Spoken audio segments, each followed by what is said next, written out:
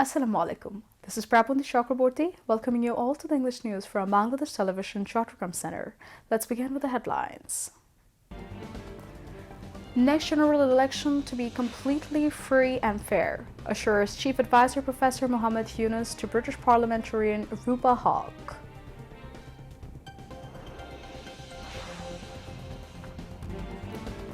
Anti-discrimination student movement and Jatiyo Nagari Committee to launch public relations programs between January 6th and 11th to press home demand for July Revolution proclamation. 9,237 people killed and more than 13,000 injured in road, rail, and waterways accidents in 2024.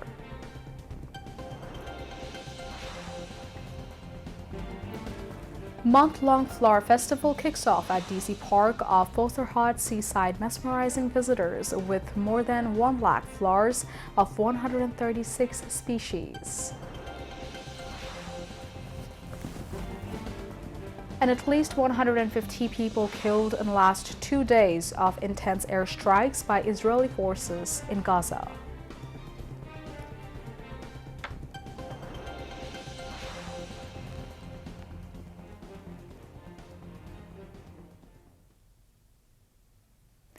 Viewers, those were the headlines. Now moving on to the details.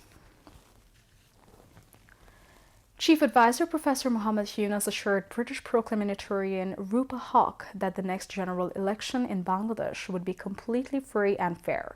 He made the assurance as Rupa Haq called on the chief advisor at the State Guest House Jamuna in the capital today. Professor Yunus said the whole country has now got their voices back, which were taken away forcibly.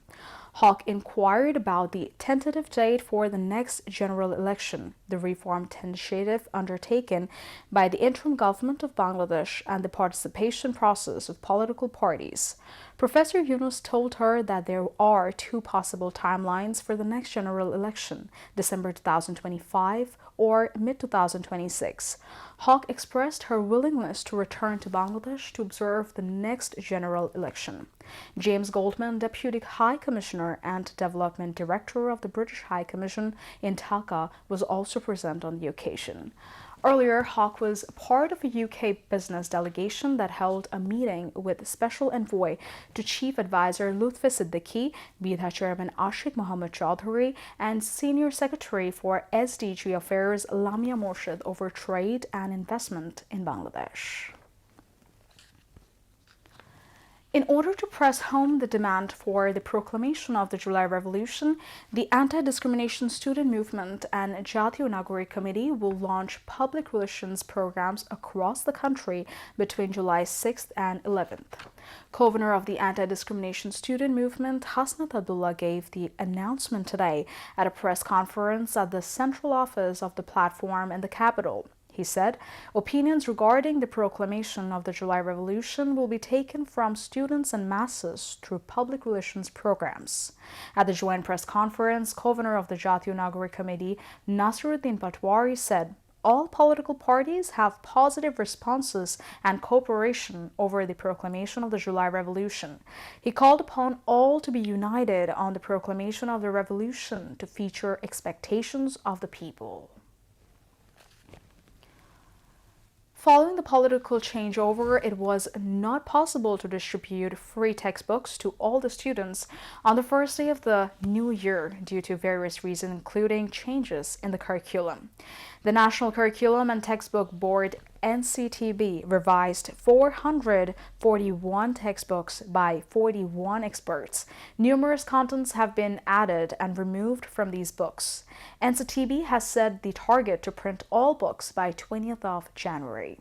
NCTB Chairman Professor Dr. AKM Riazul Hassan said they are working to distribute books by that date. This year, local printing houses have been given the works of printing books, excluding Indian institutions.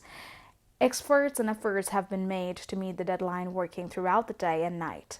The printing companies are hopeful that it will be able to prepare the books within the stipulated time, despite having some challenges. Tulip Siddiq, Economic Secretary to the Treasury and City Minister in the UK, reportedly received a flat in central London in 2004 without payment from a developer connected to the ousted Awami League government, led by her aunt Sheikh Hasina, deposed Prime Minister of Bangladesh. British daily Financial Times cited land registry fillings while reporting on the property handover process. Tulip is the daughter of Sheikh Rihanna, younger sister of the ousted Prime Minister Sheikh Hasina. The property gift raises questions amid ongoing investigations into corruption linked to Sheikh Hasina and her family members in Bangladesh. A political rival of Sheikh Hasina ousted her family, including Tulip, of taking a cut from a Russia-backed nuclear power plant project, claims they have denied. In 2024, 9,237 people were killed and 13,190 injured in accidents on road, rail, and waterways. These casualties occurred in 6,974 accidents. Of these, 8,543 people were killed and 12,408 others injured in 6,359 road accidents. Bangladesh Jatri Kolnan Samiti Secretary General Mozammel Haq Chowdhury came up with the disclosure at a press conference at the Shago Rooney Auditorium of Dhaka Reporters Unity in the capital today. In the report, he said 512 people were killed and 315 injured in 497 accidents on the railway. In 118 accidents on waterways, 182 people were killed, 267 injured, and 155 went missing. During the period, 2,570 people were killed and 3,151 injured in 2,329 motorcycle accidents. In the last 10 years, the number of motorcycles have increased from 5 to 6 million. 6 million new battery-operated rickshaws are on the road, as well as the increase of small vehicles, and these vehicles are plying freely on roads and highways, denying the government ban.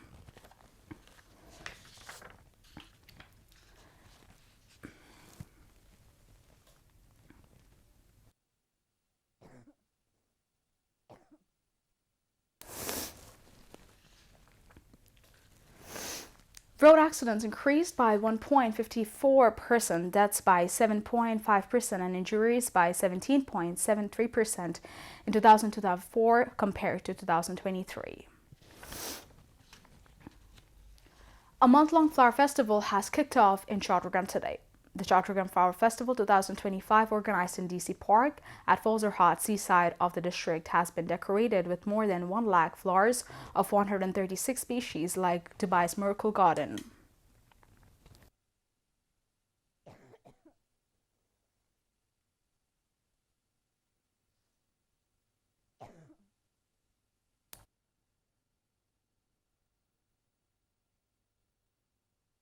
The Flower Festival today. He emphasized on spreading the Flower Festival across the country. Later, he visited the festival ground along with the Divisional Commissioner, Deputy Commissioner, and other administration officials. Colorful flowers including Chinese hibiscus, rose, dahlia, Indian oak, chrysanthemum are displayed in the festival, mesmerizing the visitors. This month-long flower festival will remain open for the visitors from 10 a.m. to 8 p.m. every day, which will continue till February 4th. The ticket price is fixed at 50 taka per person.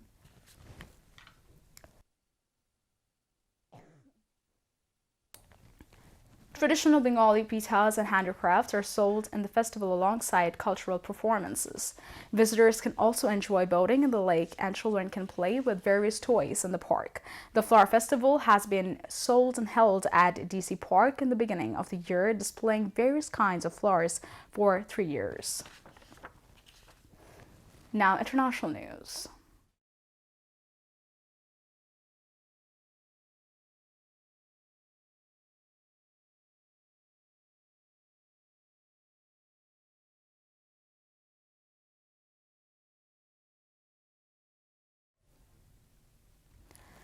At least 150 people have been killed in the last 2 days of intense airstrikes by Israeli forces in Gaza.